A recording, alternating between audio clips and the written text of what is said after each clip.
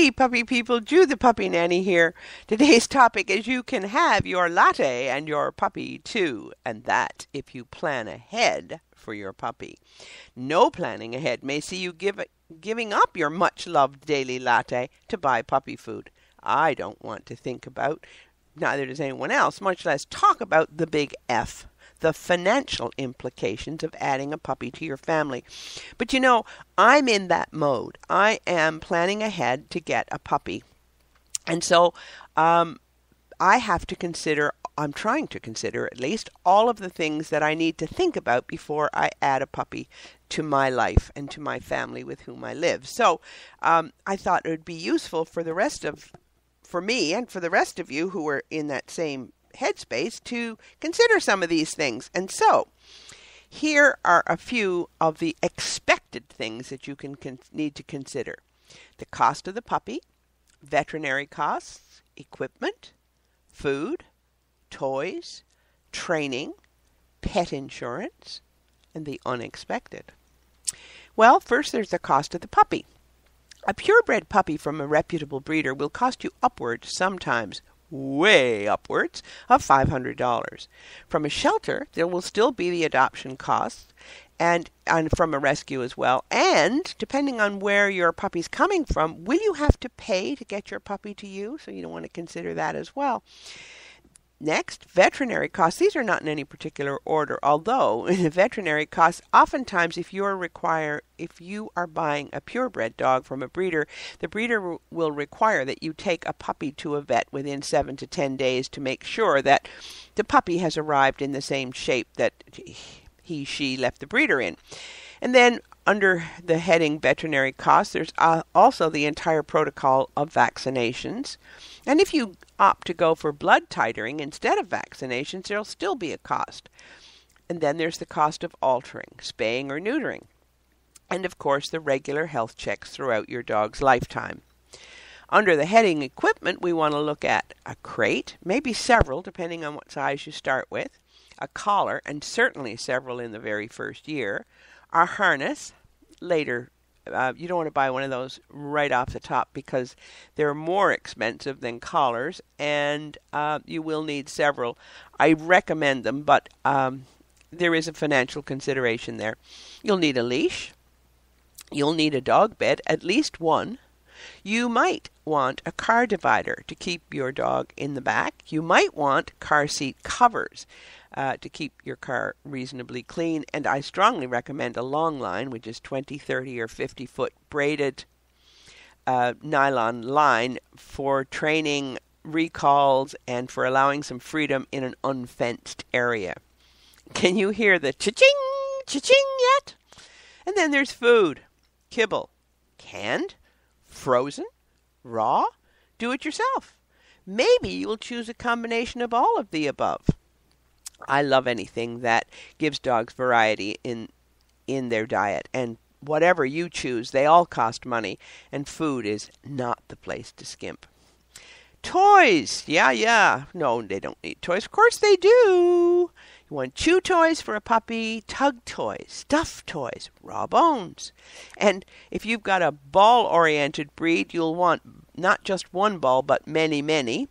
And same with a frisbee. If your dog likes to jump and catch, frisbee will be great.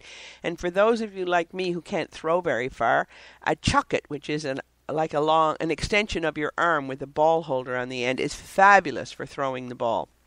Squeaky toys, puzzle toys. All of those run between $5 and $10 and maybe a little more dollars. So you can see that where the money is going. It's kind of running out of your wallet. Then when you get your puppy home, right off the top, you might want an in-home puppy trainer. And of course, you all know that that's exactly what I do. And so if there's no in-home puppy trainer in your area, or you could just pick me, then shoot me an email, jude@judethepuppynanny.com. And if you're not on the Sunshine Coast, BC, where I am, we can set it up via Skype. Then you'll want puppy classes. And if you decide you're going to do the whole thing yourself, you will need some guidelines. I recommend watching certain people on YouTube like Zach, Z-A-K, George. Check out Ian Dunbar's work. There's a bunch of very positive-oriented trainers, and those are the people I'm recommending to you. And if you decide you need some written guidelines or some guidelines on your computer, you can get a puppy training book that I wrote called The Puppy Nanny's Guide to Training Your Puppy.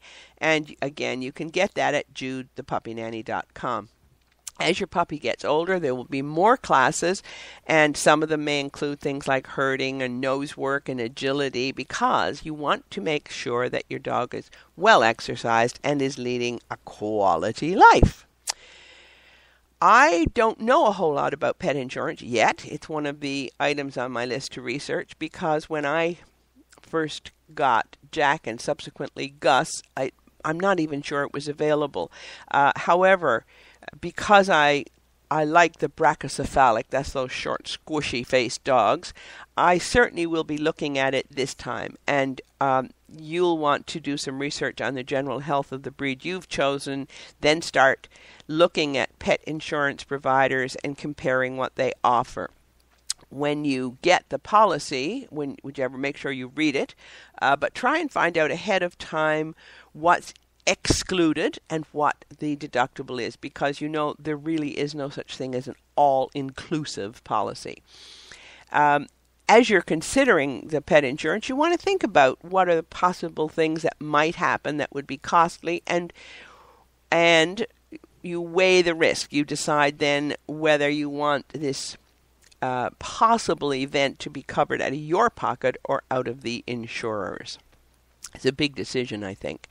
And then the other thing to expect is the unexpected. The only thing I can tell you about the unexpected is it will happen. That much you can expect. Can you imagine how awful it would be to have to rehome your puppy because you could no longer afford to keep him? I'd give up an awful lot of lattes and a lot of other things before I allowed that to happen. So, as you know, I also am looking at all of the things that I'm talking about these weeks, so that I make an informed decision. And one of the things that I've done in the financial area is I've begun to tuck money into a puppy account. And my reasoning is that if I've accumulated $1,000 over and above the cost of the puppy, then I'll be ready to get my new puppy. Meantime, I think and I plan and I share my considerations with you. But even though I kind of go, ooh, expensive, and I think about the time that will be involved in training a puppy, mostly what I think about is the joy, the love, and the fun a new puppy will bring, and the continued joy that it will bring as it lives out its life with me. So I don't want any of that to get messed up because I neglected to think about the money. I hope this helps you too. That's it for this time. Arf!